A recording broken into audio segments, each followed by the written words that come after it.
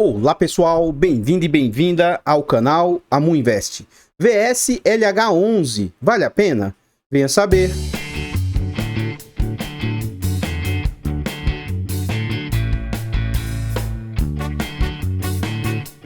Então pessoal, este é um fundo imobiliário do setor de papel, ele é um fundo imobiliário do setor de recebíveis.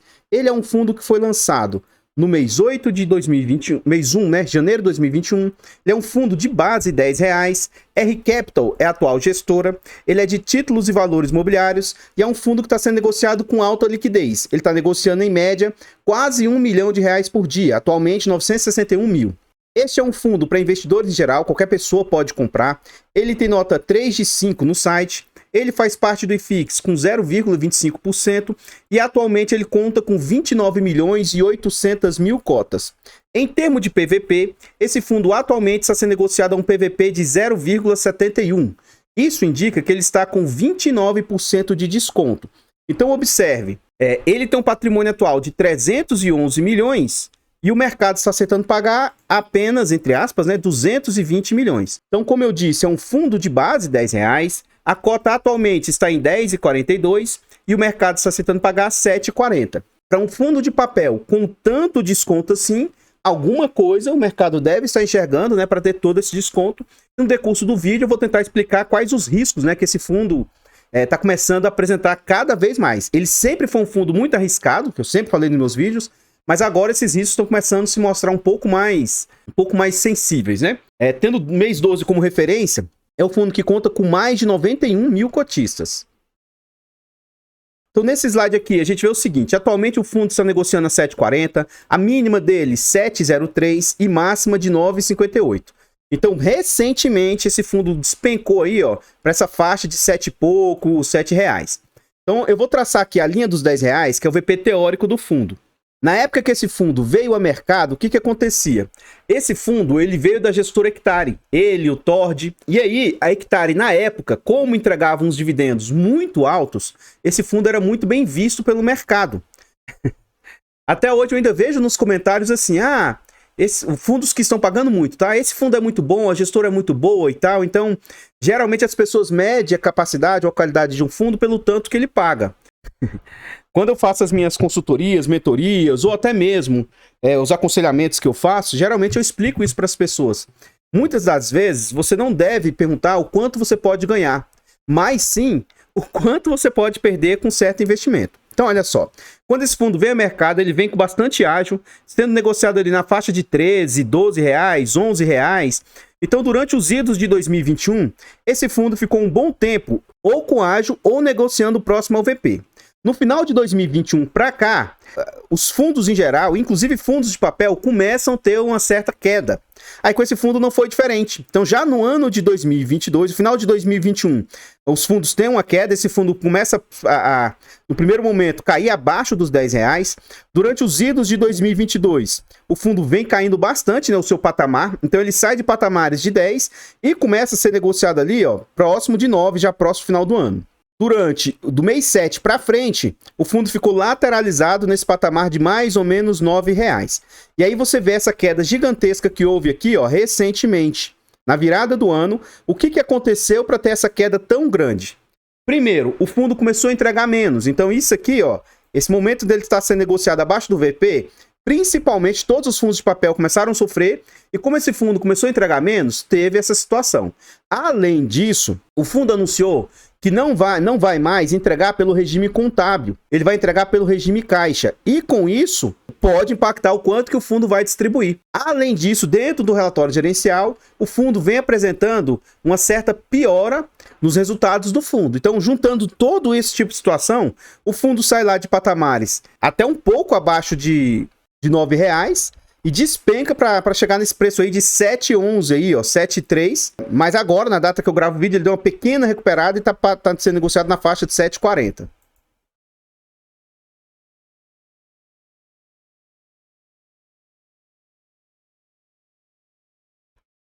Então, pessoal, antes a gente continuar vendo mais a respeito desse fundo imobiliário, eu gostaria de pedir humildemente, por favor, deixa o like, comenta e compartilha e diz aí para nós. E aí, O que você acha a respeito desse fundo imobiliário?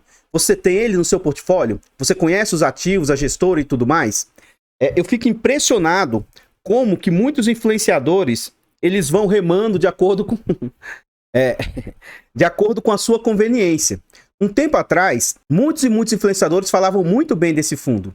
E agora, aparentemente, esse fundo não é mais o mesmo. Uma coisa que eu sempre falei, né, sempre disse, é o seguinte: esse fundo ele é muito arriscado. Ele sempre teve os riscos inerentes a ele. E isso não mudou. E agora, devido aos riscos que ele possui, tem apresentado essas possíveis preocupações do mercado com o fundo. Mas isso não mudou, não é algo de agora, entende? O que eu vejo é que agora, aparentemente, já não é mais um queridinho do mercado, sabe? Então, esse tipo de situação me deixa um pouco chateado. Como aqui eu prezo muito pela diversificação, prezo muito pela transparência, eu sempre disse que eu sou cotista desse fundo. Até então, fico com uma certa preocupação em relação ao patamar e o andamento do jeito que o fundo vem se comportando, mas, ainda assim, eu como faço gestão de risco, não estou tão preocupado assim, porque o fundo representa um percentual controlado, um percentual aceitável dentro da minha gestão de risco aí. Enfim, no decurso do vídeo eu vou tentar explicar melhor aí o que está acontecendo com o fundo, as preocupações de mercado e tudo mais. Por favor, comenta para nós se você tem um fundo, se você gosta, né? Compartilhe o vídeo e nos ajude a levar conhecimento e educação financeira a mais pessoas. Se você gosta do nosso trabalho e quer nos ajudar, considere se inscrever no canal e ativar o sino.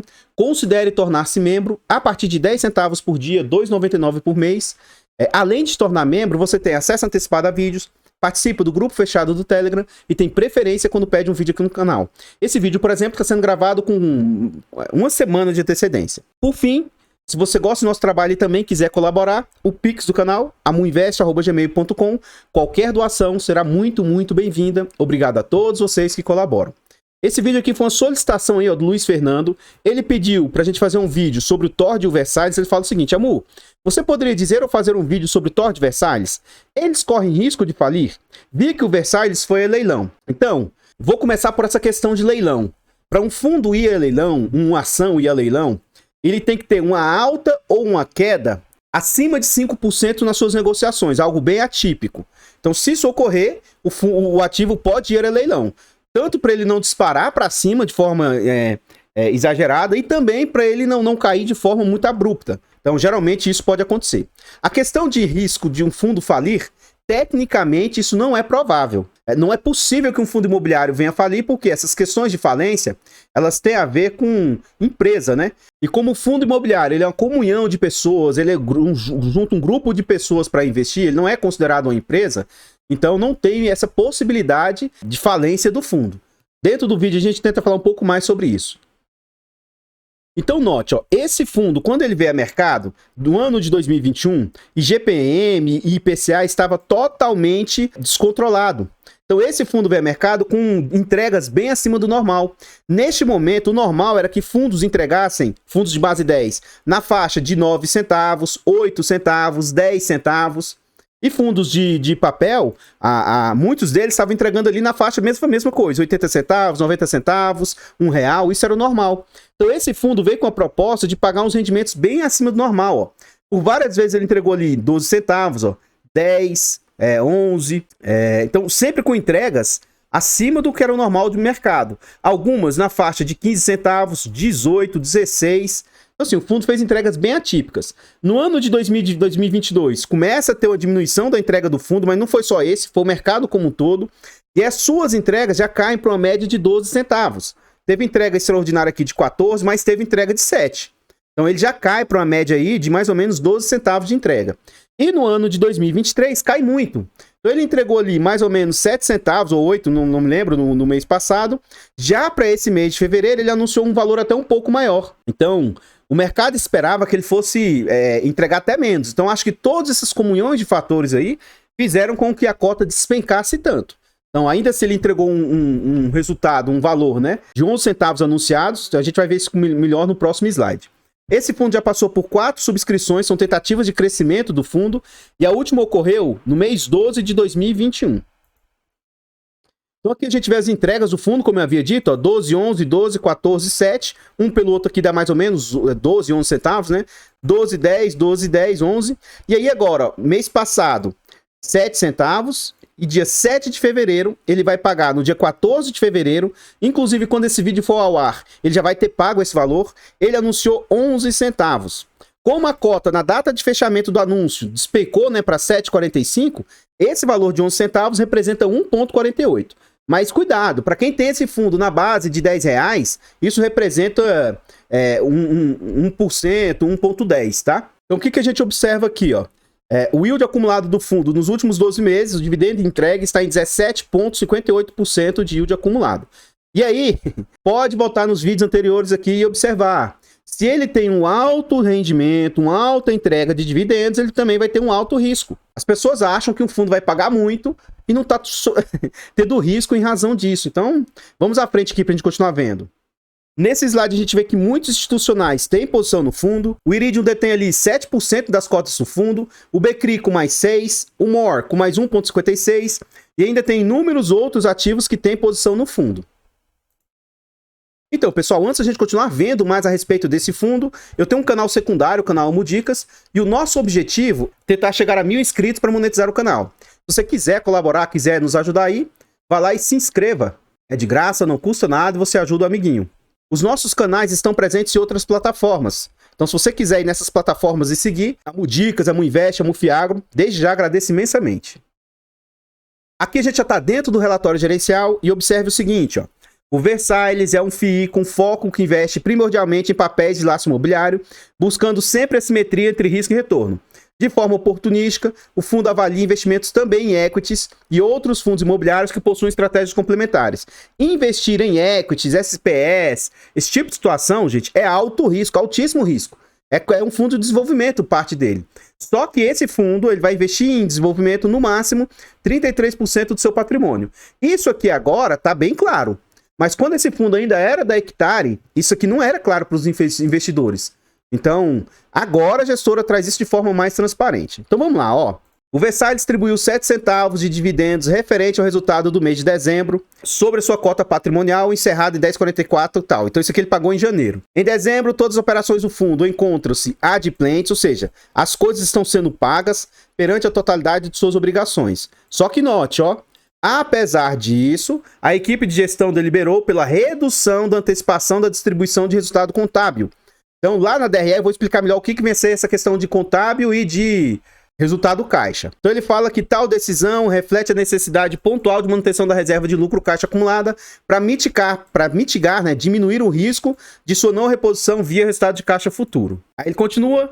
No mês, houve pré-pagamento de um CRI de aproximadamente 250 mil. Pré-pagamento é quando eles pagam de forma antecipada, né? Não levou a... Vamos supor, o cara pegou um empréstimo, né? O CRI nada mais é do que uma dívida, um empréstimo, e pegou essa dívida em 200 parcelas. E aí, quando chega ali na parcela 100, ele decide pagar o restante, o saldo devedor, de uma vez só. Em 2022... o fundo distribuiu aos seus cotistas um total de 1,35 por cota. O ano passado ele distribuiu R$ 1,35 por cota e observou uma desvalorização na cota de quase 6%. Somando esses retornos, a rentabilidade agregada foi de 8%, enquanto o IFIX teve a valorização de 2%. Então ele está querendo dizer que o fundo, mesmo com a desvalorização das suas cotas, rendeu 3 vezes mais que o FIX, mas esse tipo de cálculo aqui para mim é tudo irrelevante. Apenas o segundo semestre, o que ele está tentando mostrar aqui é que ele estava distribuindo bem. Aí ele fala, como fato subsequente, o lote metro quadrado anunciou em janeiro de 2022 uma distribuição de 0,038 por cota. Dessa forma, o grupo Versailles recebeu 258 mil de dividendos líquidos referente ao processo de desinvestimento no Grupo Semara. Aqui a gente vê a DRE do fundo. Esse fundo cobra de taxa. Quando ele tiver até 250 milhões, 1% de taxa.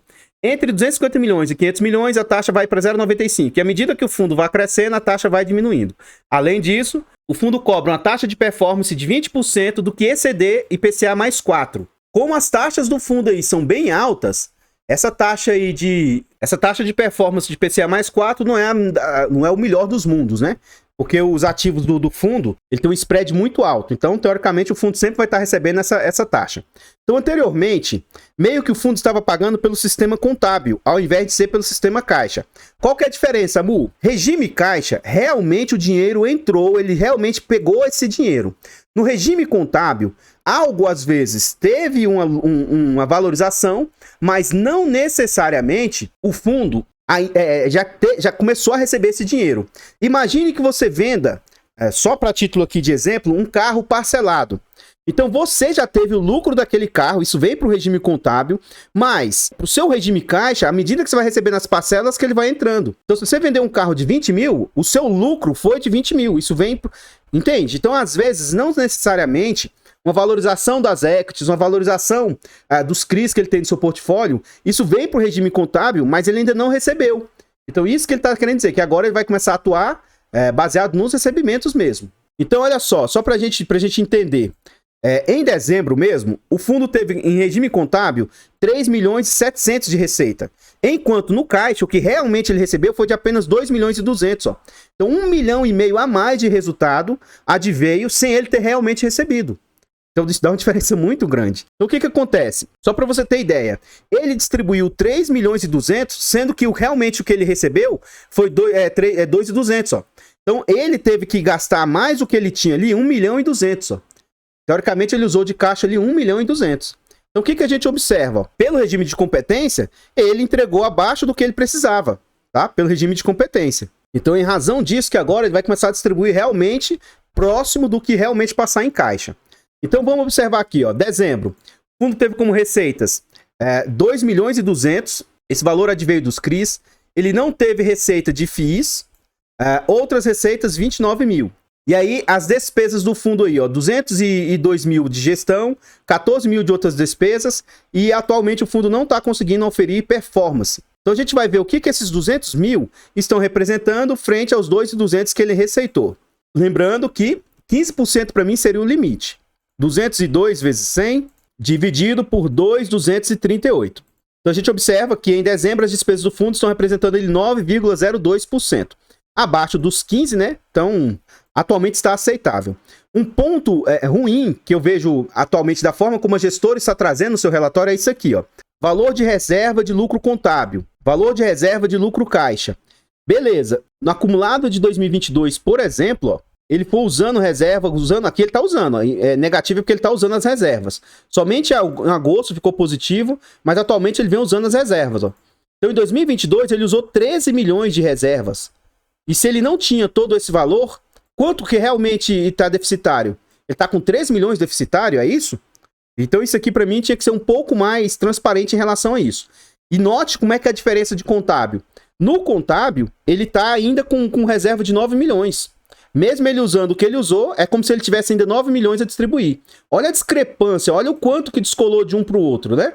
Então, é isso que, em razão de todo esse descolamento, que eles estão optando por agora distribuir realmente o que passa em caixa, né? Aqui a gente vê a composição do fundo. Atualmente ele está com 83% alocado em CRIs, 10% em FIIs e 6% em caixa. Como o fundo está com muito dinheiro em caixa, então provavelmente ele está começando a comer caixa para essas distribuições que ele está fazendo. E outro ponto que chama atenção é isso aqui, ó, ele tem 10% em FIIs e uma boa parte desses FIIs não gera retorno para o fundo. Então é como se hoje ele tivesse com 10% ali sem estar gerando resultado. E em relação aos setores que ele investe, 65% são do setor de hotelaria, 13% residencial, 11% comercial e 3% lazer. Essa hotelaria aqui é como se fosse essas questões de multipropriedade, coisas nesse sentido. Então é um segmento muito mais arriscado que o normal. Esse é o grande ponto. E outra coisa, a gente vê que o fundo tem até uma boa diversificação geográfica, mas tem uma concentração maior nos estados de Goiás, São Paulo e Rio Grande do Sul. Quando eu comecei a investir nesse fundo, não tinha toda essa concentração que ele está hoje. Ó. Esse grupo GPK, ele atualmente está 23% concentrado no GPK. Isso é algo extremamente absurdo em termos de concentração. Então, por que ele está fazendo isso? Ele está meio que sustentando o TORD. O TORD 11 começa a vender esses ativos aqui para ele compra do TORD, e aí com isso começou a ter esse acúmulo gigantesco. Para quem acompanha meu canal, sempre vê que eu falo muito sobre isso, a concentração em determinados ativos.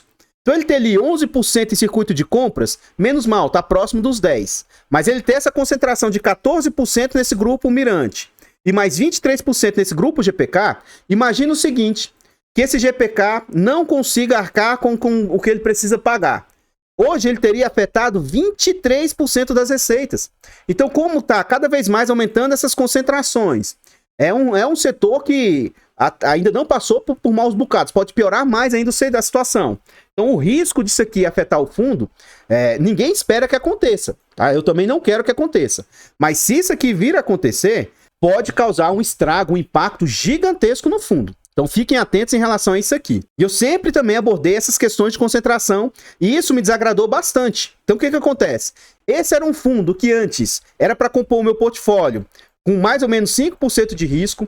Atualmente, no atual carteira, e isso é o reflexo da pública e da privada, tá? Eu já diminuí para 3% e vocês vão observar que na próxima meta vai diminuir mais ainda.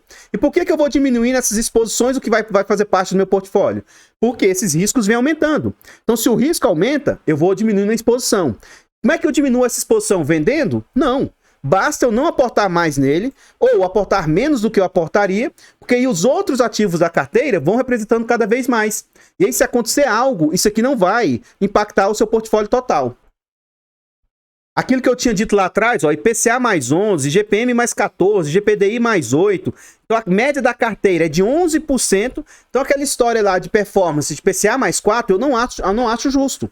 Poxa, faz igual o RPR. A performance deles lá é para eles bater IPCA mais 7. Já que eles são agressivos, eu acho mais do que justo que essa taxa de performance fosse maior, né? Mas enfim, 77% da carteira indexada IPCA, 20% em GPM, 2,5% em GPDI. Menos mal, tá? Enquanto a gente vê em outros ativos do portfólio, por exemplo, lá no Tord, esse fundo aqui, pelo menos 60% das suas cotas são sênior. Então, se acontecer alguma questão de inadimplência lá e tiver dinheiro, pelo menos as cotas sêniores recebem. Ele vai ter ali 37% de cotas subordinadas. Então, esse risco aqui é bem maior. Então, se ocorreu uma inadimplência, a primeira que recebe é a sênior. Sobrou dinheiro, recebe a mezanino. E aí, por último, recebe o subordinado. Tá? Então, 37% tem alto risco de se ocorrer alguma coisa de talvez não receber de imediato. E aí, aquela questão também de alto risco do fundo. Amor, por que esse fundo é muito arriscado? Hoje, 43% do portfólio é de multipropriedade. Esse corporativo dele também são setores de risco aí do fundo. Ele tem também 6% de loteamento, ou seja, os 3 maiores setores que o fundo investe são setores de risco. Por isso que o fundo é altamente arriscado. Esse shopping aqui ainda é um shopping que não está performando bem, que é o Feira da Madrugada. Então, assim, a maior parte dos ativos do fundo são ativos de alto risco. E aí um ponto muito ruim do fundo, que isso não era muito claro anteriormente, agora está mais claro, é o LTV dele. Então ele tem um LTV acima de 80, ou seja, quanto menor que isso aqui é bom, e ainda mais, deve-se buscar abaixo de 50%. Então isso aqui é um ponto preocupante, ó. 60% da carteira, eu vou ser bonzinho e considerar 80, tá? Mas 60% da carteira é até mais, ó, acima de 80. Ele vai ter ali apenas R$80 de garantia, R$80 de dívida, ele tem somente 100 de garantia. Então esse spread aqui, ó, de 80 para 100 é muito baixo. O que se busca deve ser assim, mais abaixo de 50. Por quê?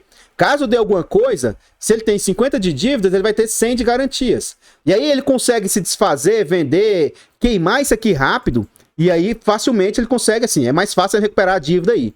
Agora, será que se ele precisar executar as garantias, tomar essas garantias e vender, será mesmo que desses 100 ele consegue chegar nos 80? Será que ele encontra liquidez para fazer esse tipo de operação? Enfim, né? Ele vai ter ali 30% do seu portfólio entre 80 e 65, que ainda não é ideal, e apenas 9% ali, ainda não é o ideal, mas é menos mal, 65% de LTV. Então, somente esse percentual aqui tem um bom percentual de garantia.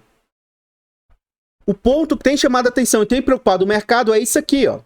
Ele aumentou agora, ó, essas bolinhas vermelhas, elas vêm aumentando aqui no seu portfólio. Um ponto positivo que tem que trazer, né, que a gestora não está escondendo isso, ela está sendo transparente em relação a isso, mas essas bolinhas vermelhas vêm começando a trazer uma certa preocupação. Para mim, isso aqui ainda não é algo gravíssimo, como eu vejo alguns influenciadores pintando isso. Não é porque a bolinha tá vermelha que já é o fim do mundo. Acabou, virou default, nem nada. Note, geralmente no mercado até 5% de inadimplência é algo aceitável. Então as inadimplências, ó, 4, Aqui não trouxe a inadimplência, não trouxe 2%, não trouxe a inadimplência, 2%, 3%. Então, nesses casos aqui, ó, a inadimplência, que é quando não se paga, isso aqui está relativamente baixo. Mesmo nesse aqui, ó, que a inadimplência está alta, primeiro, representa pouco do portfólio e ele está com uma boa razão de fluxo de caixa e saldo devedor alta. Ó. O maior problema aqui que tem afetado o fundo é o seguinte, os seus devedores, os CRIs. A razão de fluxo de caixa e o saldo devedor estão aquém do que eles queriam estar alcançando. Ó. Então isso aqui que é a problemática. Porque querendo ou não, eles precisam vender para se autofinanciar e continuar o desenvolvimento desses ativos aqui. Ó. São tudo ativos de multipropriedade. São ativos que eles estão desenvolvendo. O grande problema aqui é que nem tudo aqui está com obra pronta. Então esse é o grande quedo do fundo. Ele tem aumentado esses vermelhinhos aqui, é o que o mercado está começando a ficar com medo. Mas, de novo, se você tiver gestão de risco, se você não tiver alta concentração, isso aqui jamais iria afetar gravemente aí o seu portfólio. Em continuação aqui na próxima página, os percentuais são menores, mas ainda assim tem começado a aumentar, né? Então, de novo, acredito que seja esse um ponto em que o mercado ficou preocupado. Aumentou esse risco interno da carteira muito. E o fundo ainda anunciou que ia distribuir menos. Essas duas coisas juntas fizeram com que as cotas despencassem, né? Então, ponto de atenção para o fundo aí. Aqui a gente vê o restante da carteira, totalizando 84% do PL em CRIs. E o fundo tem dois fundos imobiliários que ele tem no seu portfólio. O lote metro quadrado, que representa 2% do portfólio, finalmente reportou alguma entrega, né? Menos mal. E o XBXO aí, que é aquele feira da madrugada, é o shopping, esse fundo, por enquanto, não vem fazendo entregas de rendimento. Então, ó, geralmente é 10% do portfólio que não entrega rendimento para o fundo. Então, isso aqui também, imagina você ter 10% das suas receitas que, por enquanto, não estão trazendo resultado, né?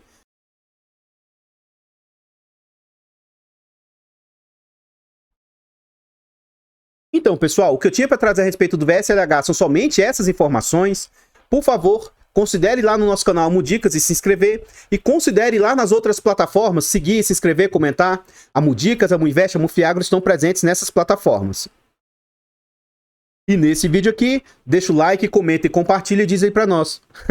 Quando eu falava que esse fundo era arriscado, as pessoas geralmente não entendiam. Não, sou 100% papel. Não sei o quê. Agora que as coisas vão começando, entre aspas, degringolar, aí eu vejo, né, alguns influenciadores agora falando mal do fundo. Eu vou continuar falando o que eu sempre falei. Eu não vou mentir que esse fundo ficou ruim. Ele tem começado, seus riscos, né, que ele possui, tem começado a aflorar, né? Tem começado a mostrar aí que ele pode degringolar. Isso não me preocupa em nenhum momento. Nossa, Mu, então você não liga para perder dinheiro? Não é isso. Quando você investe em um ativo que paga muito, você tem que esperar que em algum momento isso possa acontecer. Então, se você não quer correr esse tipo de risco que esse fundo está passando, vá lá para os fundos que pagam menos. Simples assim. Se você não quer correr risco de renda variável, tem que ficar na renda fixa. Tá? E outra coisa, não é porque agora o fundo está com esses riscos aí que agora eu vou começar a falar mal do fundo. Sou cotista do fundo na carteira pública e na privada, mas em razão de situações, não porque agora está passando aqueles problemas internos, porque a gestora está comprando ativos do Tord e está fazendo concentração interna. Isso eu não acho bacana. Se ele tivesse somente os ativos que ele tem e isso representasse ali 7, 8% do seu portfólio, não seria algo que eu ficaria tão chateado. Agora, poxa, o fundo vai e concentra 20 e tantos por cento no único devedor. Isso aqui para mim foi algo bem ruim. Então esse fundo entrou em modo de diminuição de percentual do meu portfólio, e aí eu vou investindo menos nele. Não vou deixar de investir, não vou vender desesperadamente, e vou ter o fundo aí. Ele tá pagando rendimentos e tal, eu vou levando o fundo, isso eu não vejo como problema. Mas, agora fica claro aí, quando eu digo que um fundo é arriscado, o que pode acontecer com seus fundos arriscados. Sou cotista do fundo, tenho ele, atualmente ele está mais perigoso ainda, mas isso não significa que ele seja ruim, e também não significa indicação de compra, venda ou manutenção do ativo, não significa que você deva vender desesperadamente. Agora, né, se você tem uma exposição alta nele, você vai estar totalmente preocupado. Como eu sempre disse aqui, né, ele tem um percentual mitigado, controlado dentro do meu portfólio, então estou totalmente tranquilo em relação a isso. Por favor, compartilhe o vídeo, ajude-nos a levar conhecimento e educação financeira a mais pessoas. Considere se inscrever no canal, tornar-se membro. Se você quiser também, faça uma doação para o Pix do canal. Qualquer valor ajuda muito, muito, muito. E obrigado a vocês que colaboram. Tá aí, Luiz. Espero que tenha explicado um pouco melhor aí. Tenha tentado te acalmar um pouco mais. Então, falência, não vejo risco. Ele pode perder momentaneamente parte do seu patrimônio, né? Porque se um ativo daquele fica em default, fica em atraso, o fundo vai tentar recuperar isso, mas, de uma certa forma, ele vai ficar sem receber durante um período, né? E pode ser que jamais recupere aquele crédito. Então, isso é algo que pode acontecer. Agora, falir, não vejo a menor possibilidade. Eu vou ficando por aqui, vou deixar passando mais alguns slides a respeito desse fundo e eu espero encontrá-los nos próximos vídeos. Fiquem todos com Deus, tenham um bom dia, uma boa tarde, uma boa noite e... fui!